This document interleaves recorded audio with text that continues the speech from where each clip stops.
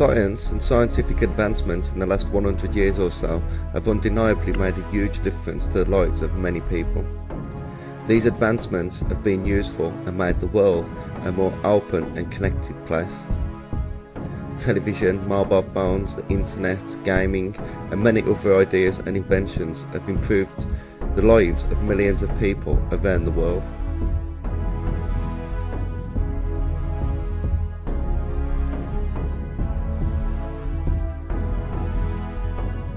Science is considered by many to be the primary reason that mankind can achieve its highest and most remarkable feats. But for how long? As science and scientific knowledge already started to work against mankind? We all know that these scientific advancements have led to a huge surge in slave labour, corporate exploitation and thievery. It's a price that many people are willing to overlook and accept in the name of science. But could science now be leading to something even darker and more dangerous than slavery, corporate exploitation and thievery?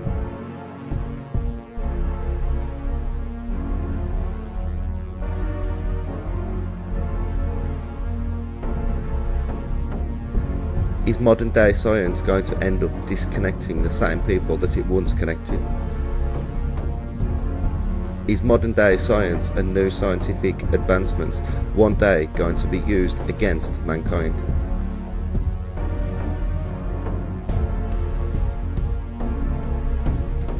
We are already monitored on a daily basis. Over the last 10 years, internet surveillance has become much more prevalent, normalised and accepted, same as internet censorship. Is this just the tip of the iceberg? And when will science cross the line and turn from something useful into something dangerous? Many people believe it already has.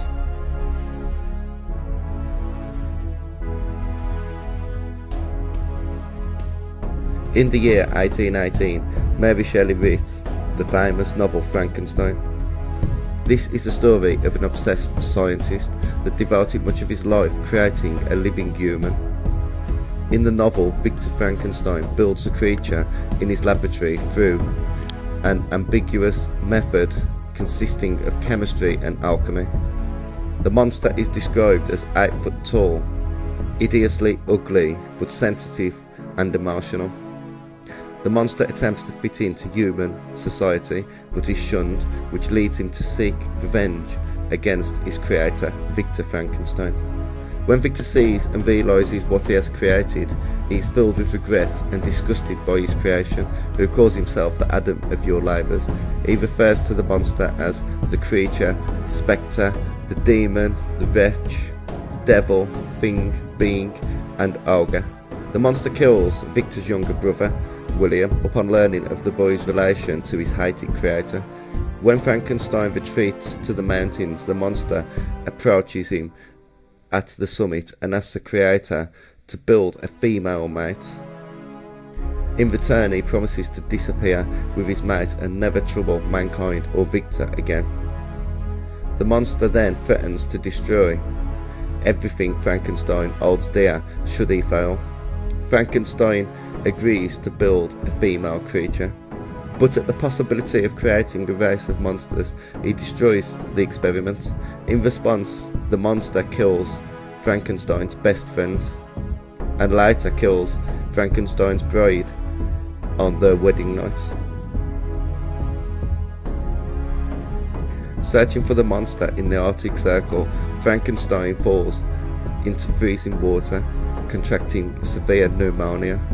A ship exploring the region encounters the dying Frankenstein, who relates his story to the ship's captain, Robert Walton. Later, the monster boards the ship, but upon finding Frankenstein is dead, he is overcome by grief and pledges to inseminate himself at the northernmost extremity of the globe. He then departs, never to be seen again. This is a classic fictional tale of how science can quickly turn bad and out of control due to the work of a single scientist. Many claim that modern day science has already crossed the line, Numerous times in the past, science has led to cruelty. Animals are regularly subjected to insanely cruel experiments in the name of progress, as science used animals to observe things like diseases, chemical reactions and medicine.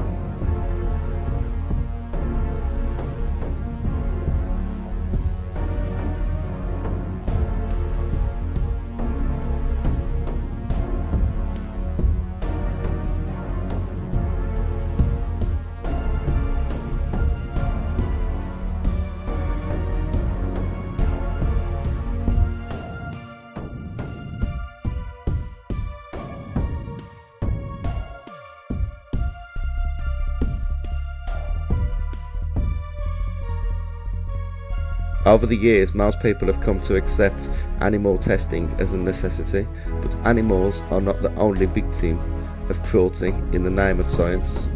Time after time, humans have also been used as scientific subjects, many times against their will or knowing. In 1951, American dermatologist Albert Kligman reported to work at Pennsylvania's Holmesburg prison to study ringworm. Kligman eventually expanded his research into live drug trials. In these trials, he began exposing prison inmates with dioxin.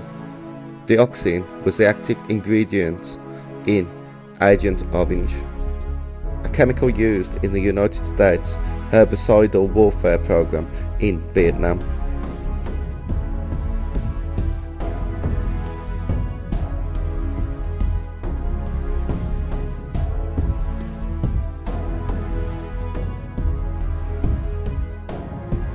Over a 23-year period, Kligman obtained grants from the US Army, Dow Chemical and Johnson & Johnson, as well as academic support from the University of Pennsylvania to research the effects of dangerous chemicals on unsuspecting prisoners.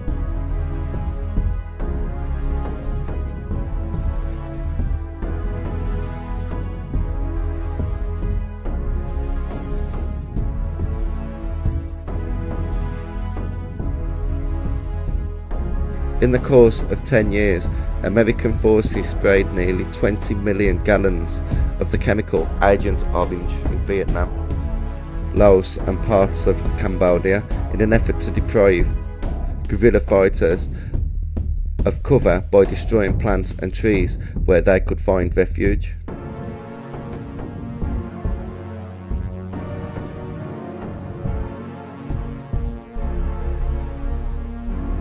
Decades after American forces sprayed Agent Orange in South Vietnam, children are still suffering from the side effects of the herbicide.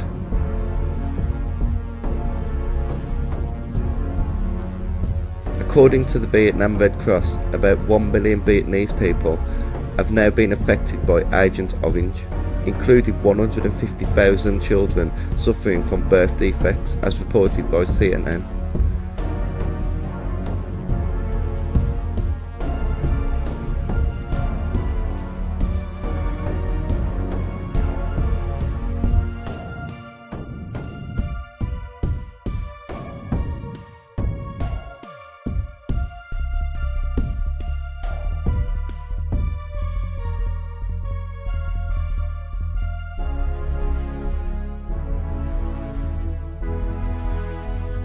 Many of the world's leading scientists are known to be intelligent, but are they intelligent enough to make sure that their inventions or ideas do not get into the wrong hands and are not misused?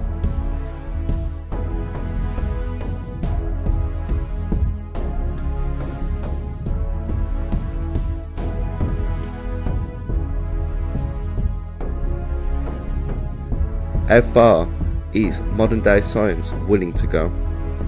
Many so-called online conspiracy theorists claim that human cloning is already performed by some sections of science. There are many contrasting stories online about human cloning, from claiming that we are on the verge of new scientific developments edging closer to human cloning, to other reports that claim that human cloning has existed and been used as early as the 1920s and kept top secret. Several European countries, including France, Germany and Switzerland, have banned the creation of cloned human embryos for reproduction or therapeutic purposes. England, Singapore, Sweden, China and Israel allow cloning for research but prohibit it for reproduction.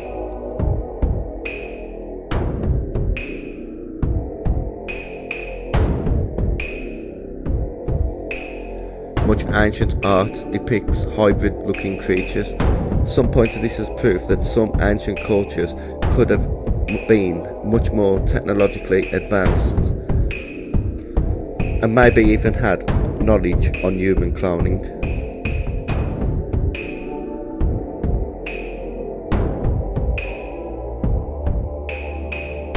In fact, some of the online community believes that human cloning is used heavily in Hollywood and by the super rich. Some people believe that many celebrities have either retired or died only to be cloned in order to carry on selling the product. These theories are sometimes ridiculed, despite the fact that they are scientifically plausible. The trouble is it's hard and maybe impossible to find any real evidence proving the theories right or wrong.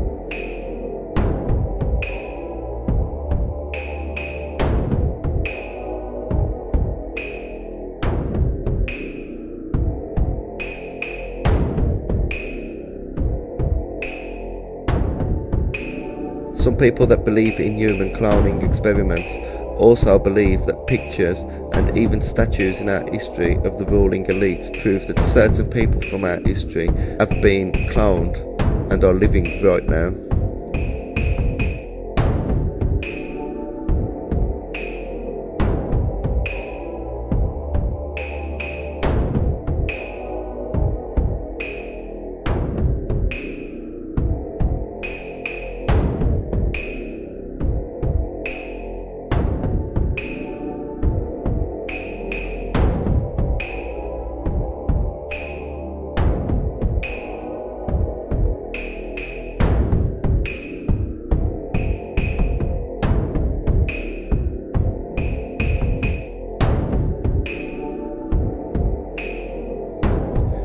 Most people in Britain think of Dolly the sheep when they think of animal cloning, but Dolly the sheep was not the first animal to be cloned.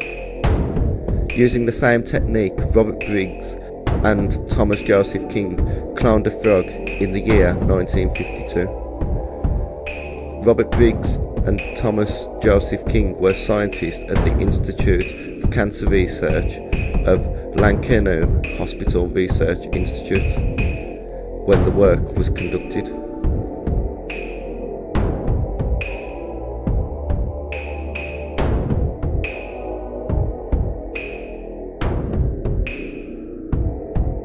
Reproduction cloning has many uses. Much of what researchers learn about human disease comes from studying animals such as mice. Often animal models are genetically engineered to carry disease-causing mutations in their genes. Creating these transgenic animals is a time-intensive process that requires trial and error, and several generations of breeding. Cloning could help reduce the time needed to make a transgenic animal model, and the result would be a population of genetically identical animals. This is perfect for scientific studies.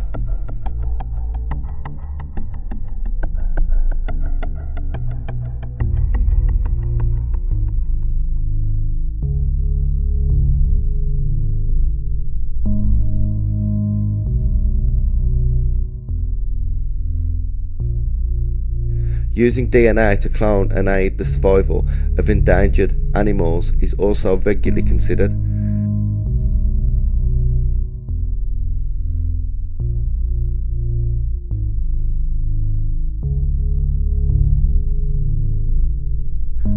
Some supporters of cloning even suggest the possibility of cloning geniuses to help speed up the development of science and technology, which they claim could be very beneficial to mankind. But cloning brings up many potential ethical and social problems and concerns. Some people fear a race of superhumans could result, as well as cloning farms.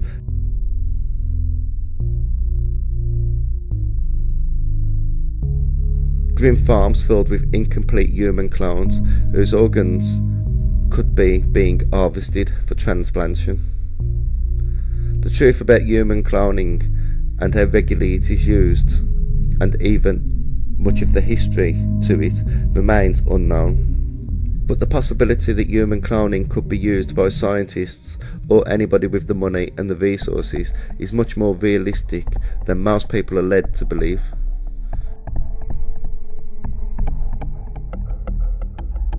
Hollywood is not only accused by many online of cloning, but they are also regularly accused of using mind control techniques such as the famous MKUltra. People that believe this point to evidence like extremely high celebrity suicide rates, drug issues and depression, as well as what they describe as glitches, which is when a celebrity literally goes back to an empty-minded state while in the public eye. It is also known that many celebrities suffer from a condition called multiple personality disorder. Britney Spears, Johnny Depp, Serena Williams, and an endless list of other celebrities, ranging from professional athletes to rappers and actors, are said to suffer from multiple personality disorder, sometimes called dissociative identity disorder, which is, according to some researchers and victims, regularly used and sometimes even deliberately triggered when using MKUltra. This condition causes many celebrities to believe that different personalities are sharing their body with them.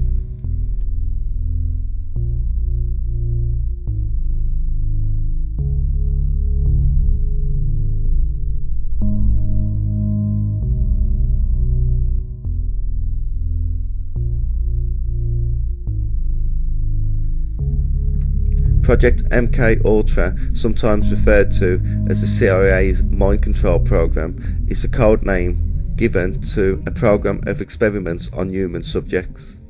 The tests were at times illegal and designed and undertaken by the United States Central Intelligence Agency. Wikipedia's MKUltra page states, the operation began in the early 1950s and was originally sanctioned in 1953 and reduced in scope in 1954, further curtailed in 1967 and officially halted in 1973. The program engaged in many illegal activities, including the use of unwitting US and Canadian citizens as its test subjects, which led to controversy regarding its legitimacy. MKUltra used numerous methods to manipulate people's mental states and alter brain functions, including the surreptitious administration of drugs, especially LSD and other chemicals, hypnosis, sensory deprivation, isolation, verbal and sexual abuse, as well as other forms of psychological torture. The scope of the project MKUltra was broad, with research undertaken at 80 institutions, including 44 colleges and universities, as well as hospitals, prisons and pharmaceutical companies. The CIA operated through these institutions using front organisations, although some top officials at these institutions were aware of the CIA's involvement. As the US Supreme Court later noted, MKUltra was concerned with the research and development of chemical, biological and radiological materials capable of employment in clandestine operations to control human behaviour.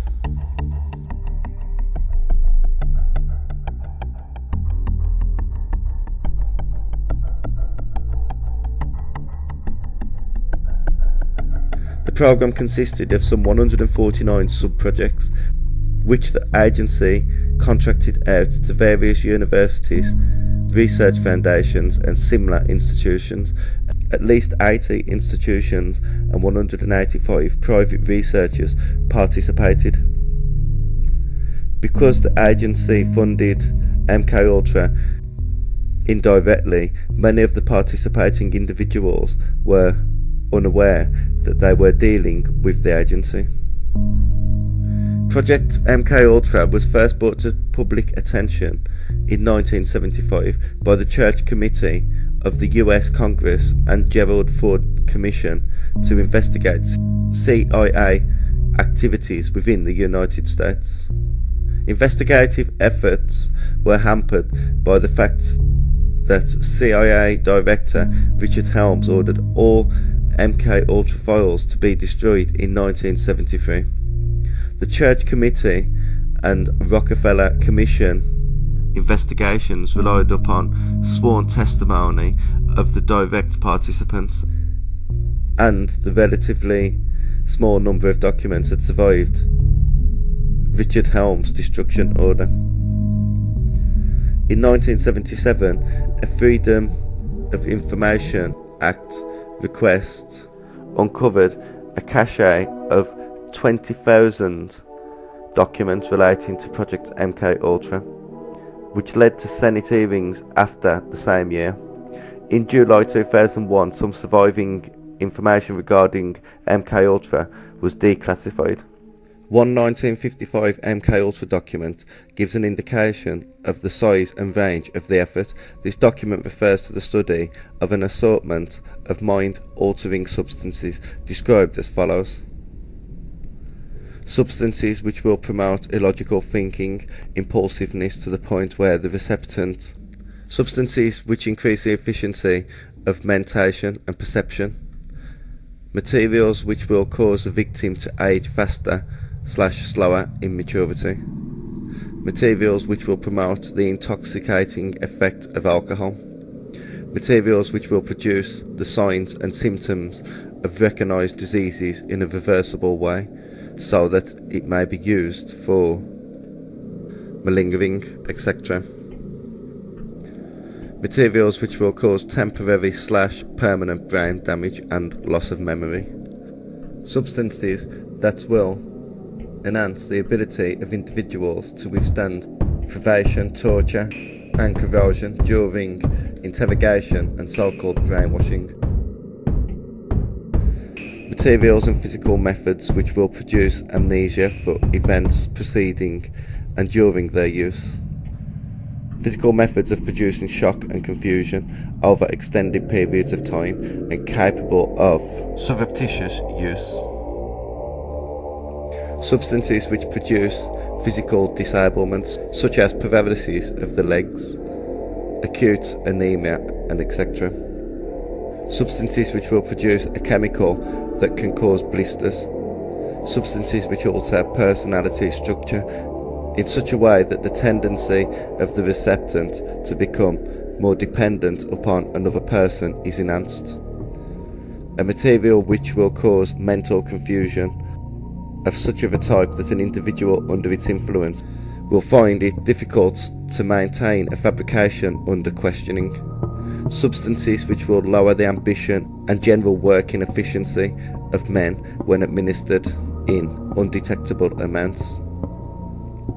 Substances which will promote weakness or distortion of eyesight or hearing faculties, preferably without permanent effects. A knockout pill which can be surreptitiously administered in drinks, food, cigarettes and aerosol, etc., which will be safe to use. A material which can be surreptitiously administered by the above routes and which in very small amounts will make it impossible for a person to perform physical activity. During experiments with LSD that began in April 1953 and led to LSD being used regularly, the CIA would experiment and unknowingly administer drugs on mental patients, prisoners, drug addicts, prostitutes, people who could not fight back, as one agency officer put it. In one case, LSD was administered to a mental patient in Kentucky for 174 days. The LSD was also administered to CIA employees, military personnel, doctors and other government agencies, and members of the general public in order to study their reactions. LSD and other drugs were usually administered without the subject's knowledge or informed consent, a violation of the Nuremberg Code that the US agreed to follow after World War II. The aim of this was to find drugs which would irresistibly bring out deep confusions or wipe the subject's mind clean and program him or her as they want. They call it a robot agent.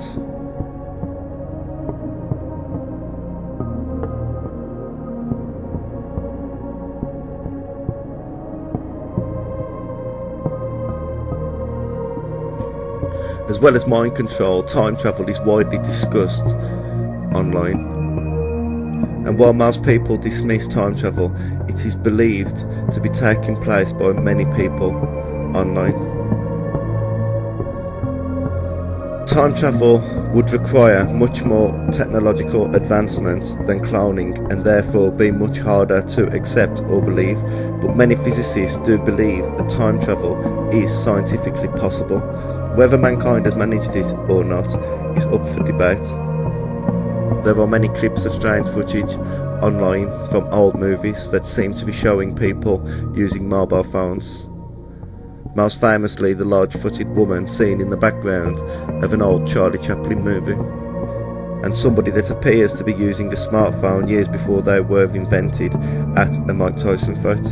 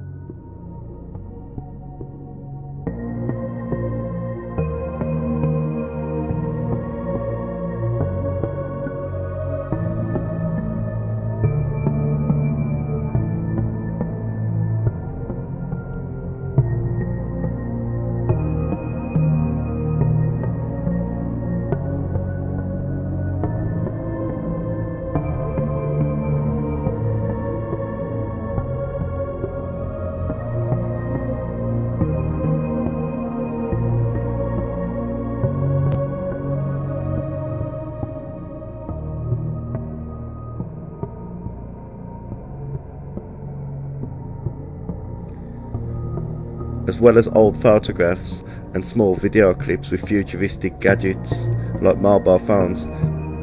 Some people even claim to have travelled through time themselves. In 1901, when Professors Anne Moberly and Eleanor Jourdain were walking the grounds of the Palace of Versailles, they claimed to have witnessed Marie Antoinette at a private retreat built for her by her husband Louis XVI. They claimed she was sketching and completely oblivious to her surroundings, Marie Antoinette was one of the last royals to live at the palace. She was executed in 1793 after the monarchy was abolished in 1792.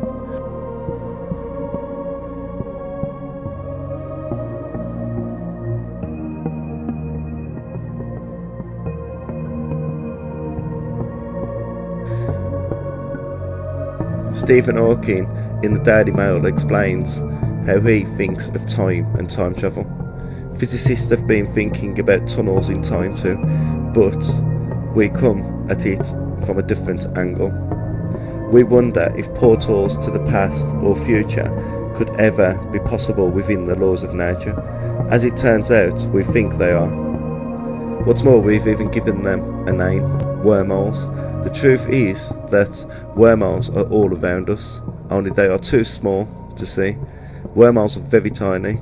They occur in nooks and cracks and crannies in space and time. You might find it a tough concept, but stay with me. Nothing is flat or solid. If you look closely enough at anything, you will find holes and wrinkles in it.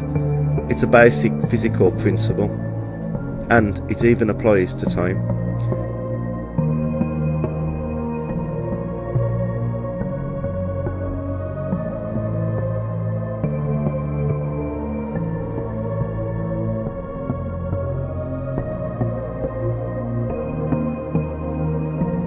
Even something as smooth as a pool ball has tiny crevices, wrinkles and voids.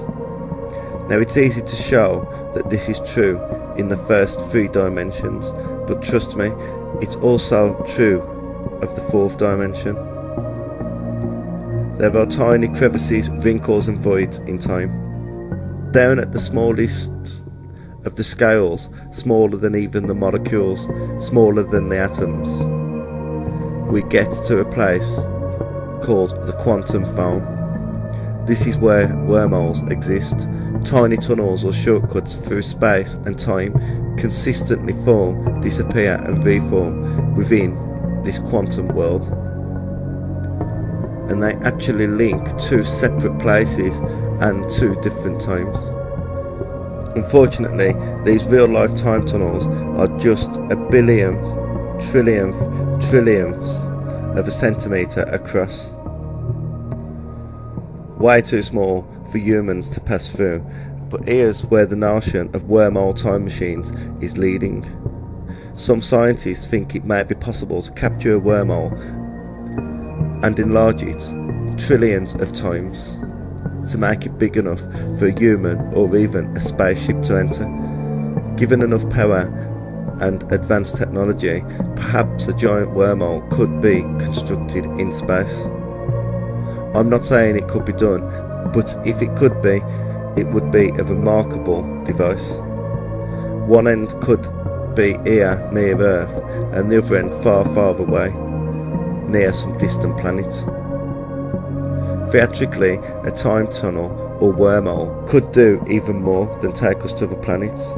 If both ends were at the same place and separated by time instead of distance, the ship could fly in and come out still near Earth, but in the distant past.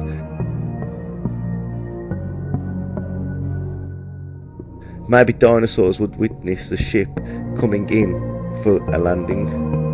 Despite this belief in wormholes, Stephen Hawking claims he believes they probably could not be used in time travel due to the grandfather paradox. The grandfather paradox explains that a person that travels to the past and kills his own grandfather has prevented the existence of his father or mother, and therefore their own existence, and therefore they could not have travelled to the past and killed his grandfather. Others claim that these wormholes could lead to an alternate reality that appears to be our past, and we are therefore completely unable to alter events with what we would consider our reality.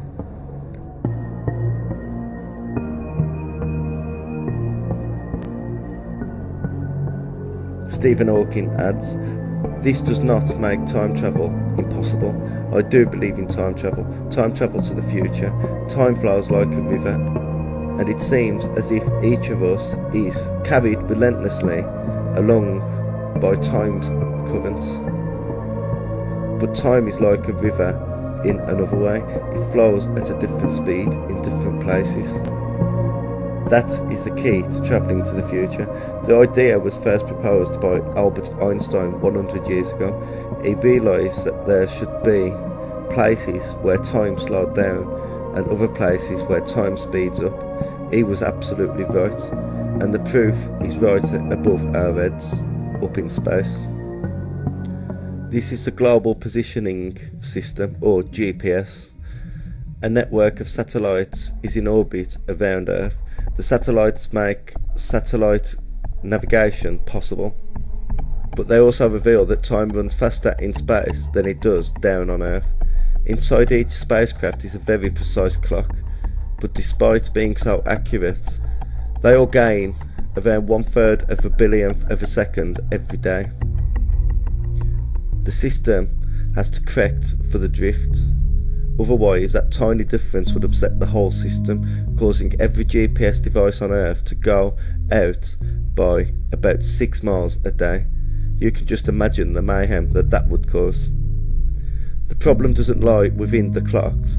They run fast because time itself runs faster in space than what it does down below. The reason for this extraordinary effect is the mass of Earth.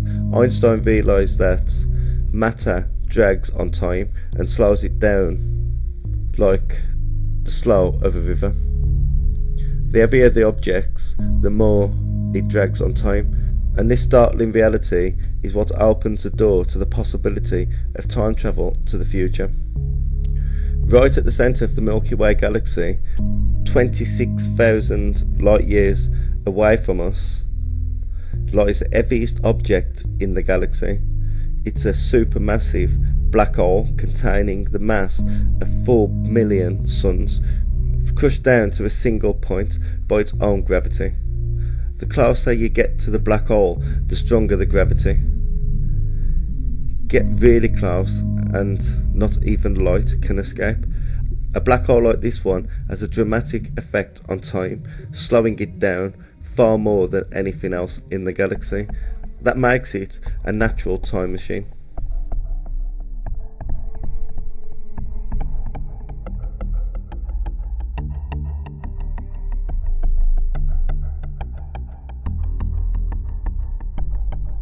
The Large Hadron Collider is the world's largest and most powerful particle collider, most complex experimental facility ever built, and the largest single machine in the world.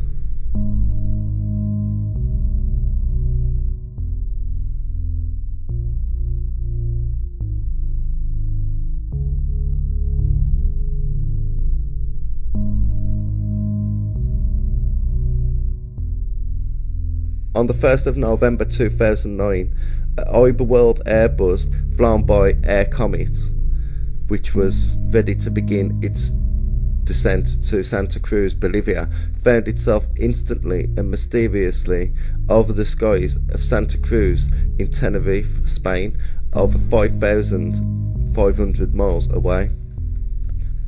One day later, CERN lost power at the Large Hadron Collider and announced some days later in a statement that a bird had dropped a piece of baguette onto the machinery, causing the slowdown. Some people did not believe their explanation for the closure and claim that maybe the event on the plane and the closure of the Large Hadron Collider were connected.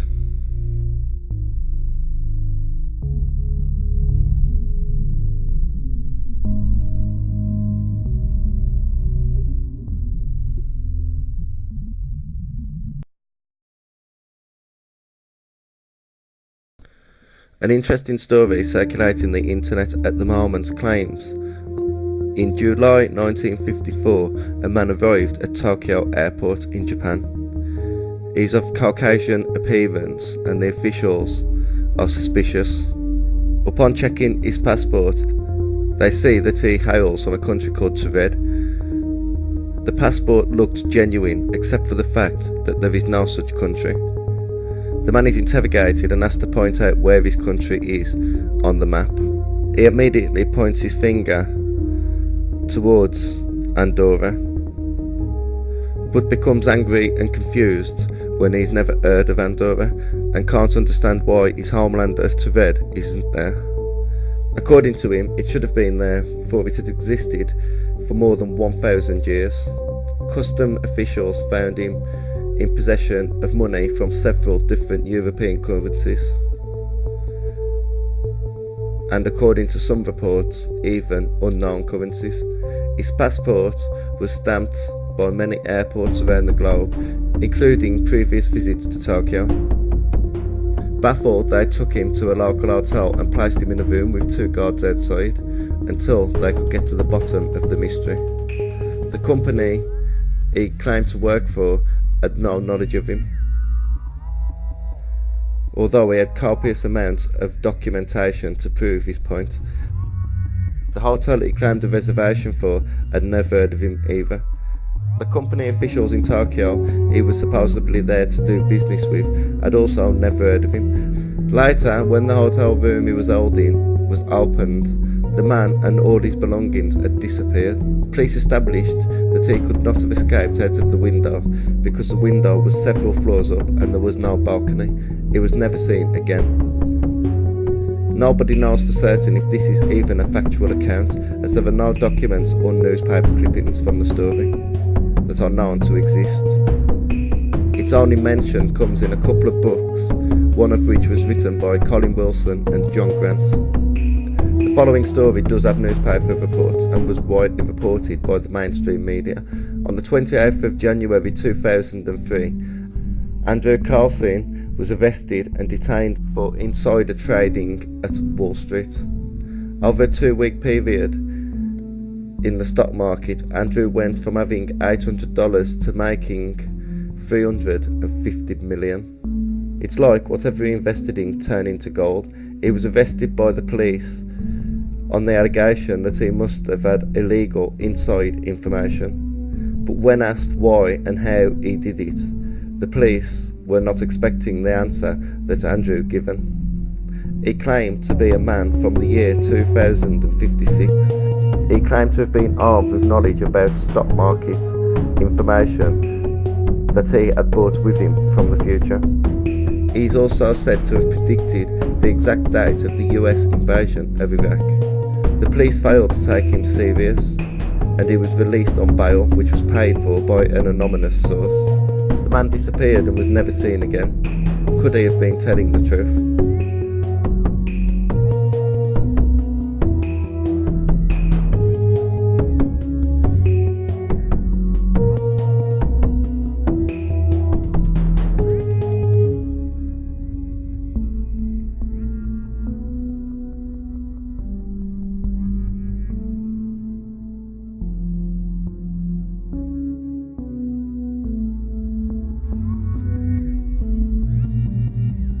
Could these people have come from a different time or even a different reality? To answer the question, the first question we should ask is, what is reality? Niels Bohr, a Danish physicist who made significant contributions to understanding atomic structure and quantum theory, once said, "If quantum mechanics hasn't profoundly shocked you, you haven't understood it." Quantum physics has left scientists all over the world baffled, especially with the discovery that our physical material reality isn't really physical at all. Everything we call real is made of things that cannot be regarded as real.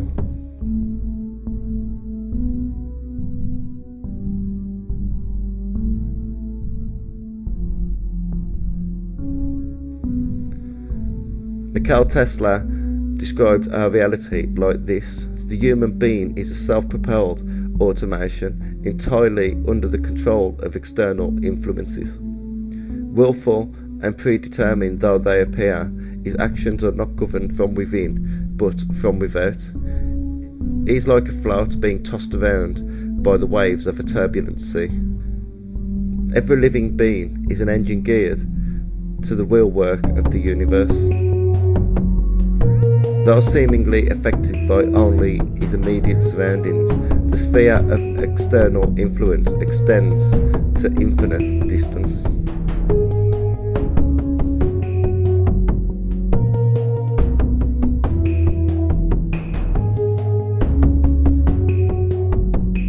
Most scientists believe that we are made of cells, and cells are made of atoms. More specifically, cells are structures made up of billions of molecules, and each molecule is composed of atoms.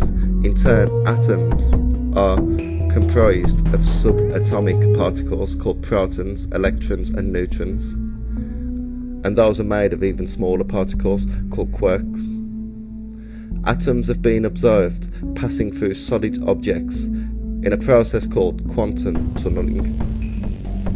In 2012, Serge Roche and David J. Wineland were jointly awarded the 2012 Nobel Prize for Physics for groundbreaking experimental methods that enable measuring and manipulation of individual quantum systems.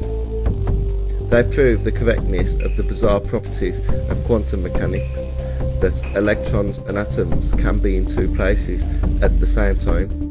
Some physicists claim this to be proof of alternate realities. If a single atom can be in multiple places at the same time and we're made of atoms, then does that mean that we can also be in multiple places at the same time?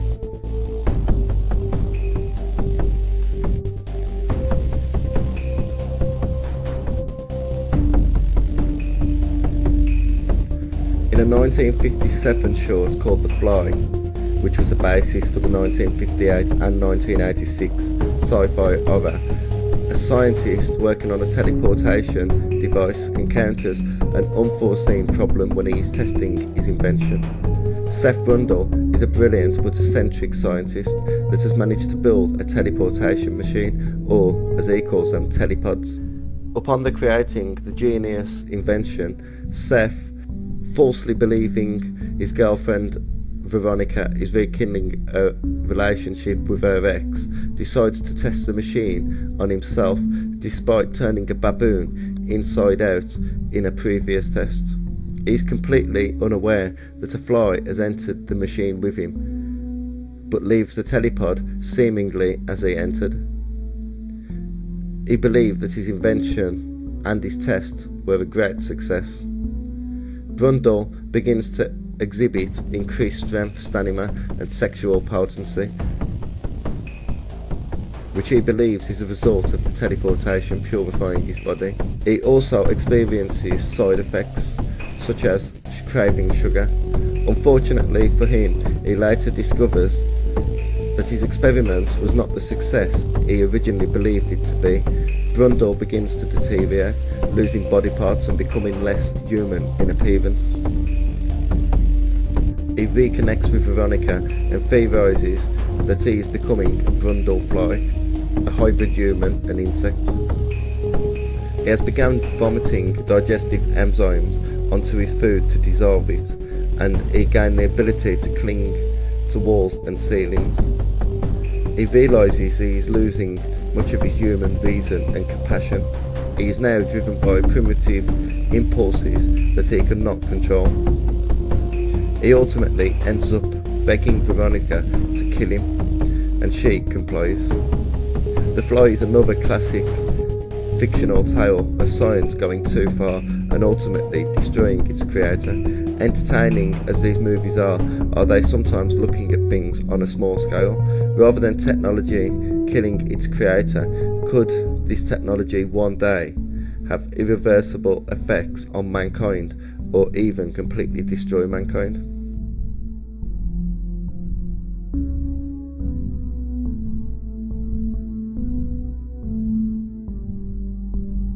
Teleportation abilities are also claimed by many online to exist, as well as invisibility cloaks, anti-gravity technology, and many other scientific advances that we the public are not informed about. Some people believe that the most incredible and most potentially dangerous scientific advancement is also the most provable.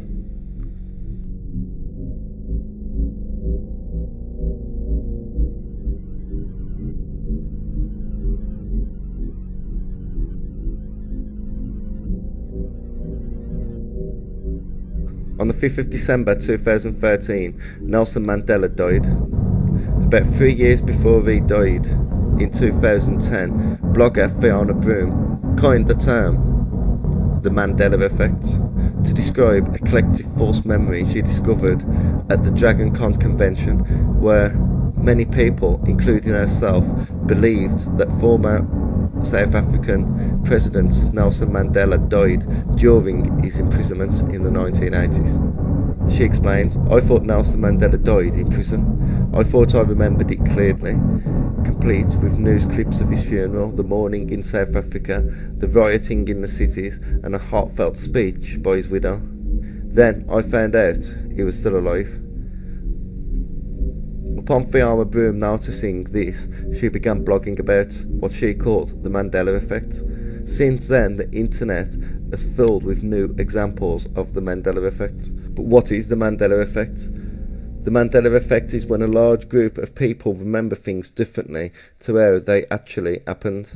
Many examples come from movies, books, and even corporate logos.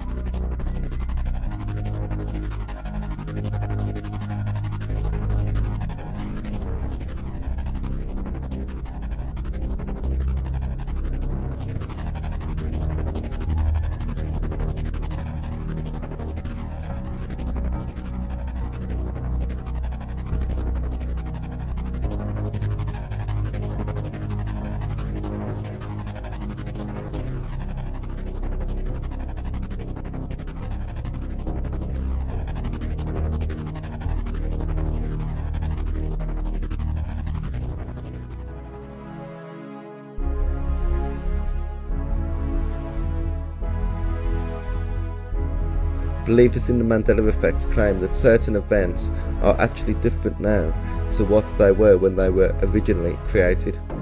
These differences are slight. For example, many people believe the witch from The Wizard of Oz to have shouted "Fly, my prettiest fly" when she sent out her flying monkeys to capture Dorothy. She actually shouted "Fly, fly, fly." There is a similar example in Star Wars. To the shock of many, the famous Darth Vader line, "Luke, I am your father," is not actually "Luke, I am your father," but "No, I am your father." The Simpsons parodied both of these scenes, and on both occasions the Simpsons used the wrong lines. In one episode of The Simpsons, Mr. Burns lets out his flying monkeys and shouts out what millions of people believe to be the correct Wizard of Oz line, "Fly my pretties fly," as opposed to the actual line, "Fly, fly, fly." Believers in the Mandela effect claim The Simpsons is full of examples of the Mandela effect, and on nearly every occasion The Simpsons uses what millions of people believe or remember to be the correct line, but in actuality the incorrect line.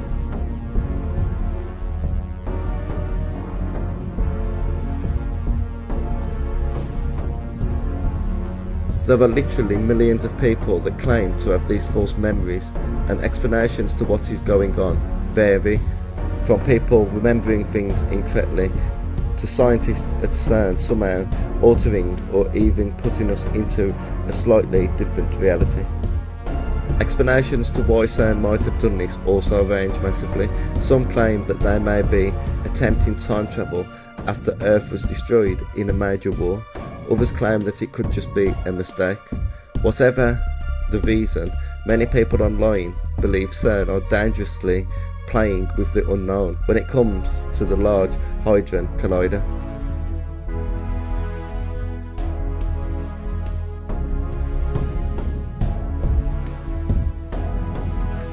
In the preface of a new book called Stars, a collection of lectures given by famous scientists and astronomers, Stephen Hawking wrote, "The Higgs potential has a worrisome feature that it might become metastable at energies above 100 billion giga-electric volts.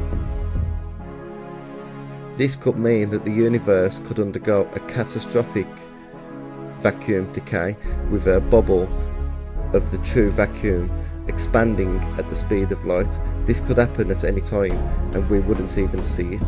He also points out that an accelerator that reaches 100 billion gigaelectron volts would need to be larger than Earth, and therefore is unlikely to be funded in the present economic climate.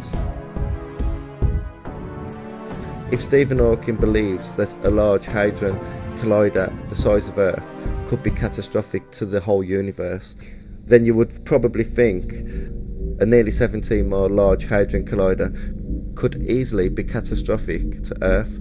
To suggest it could have unexpected or unexplained results is not really that far-fetched. What kind of reality could they have potentially moved us into? If the Mandela effect is true or caused by CERN, what kind of reality could they potentially have moved us into? If they keep doing it, could they move us into realities that become more and more different and strange? Could the reality shift potentially make it easier for strange creatures or entities to share and affect our reality? Many claim that CERN should stop doing what they are doing for the safety of us all, but could it already be too late?